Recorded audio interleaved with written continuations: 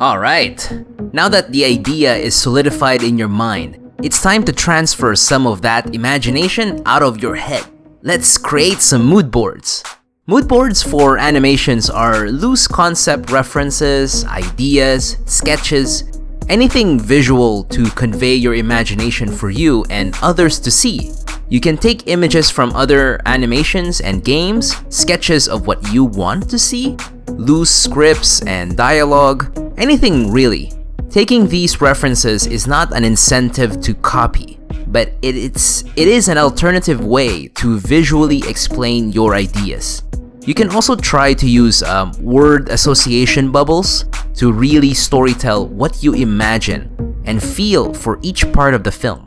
It's like making a collage or a jigsaw puzzle, but you make all the pieces yourself.